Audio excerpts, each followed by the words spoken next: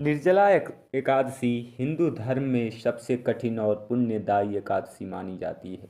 इस दिन का व्रत बिना जल के निर्जल रखा जाता है, इसलिए इसे निर्जला एकादशी कहा जाता है।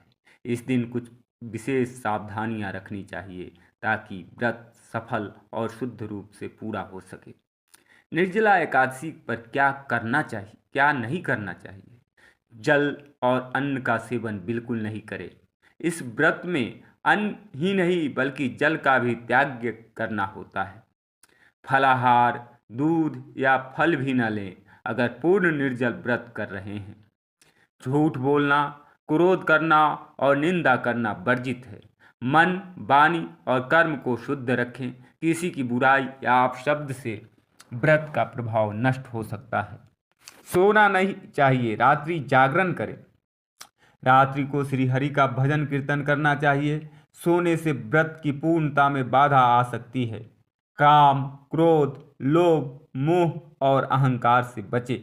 व्रत का उद्देश्य आत्मनियंत्रण और भक्ति है। ब्राह्मण, गाय और जरूरतमंदों का अपमान न करें।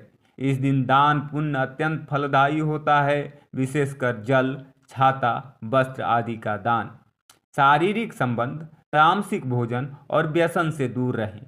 मद्यपान, मांस, प्याज, लहसुन जैसे तामसिक पदार्थों का पूरी तरह त्याग करें। धार्मिक कार्यों में लापरवाही न करें।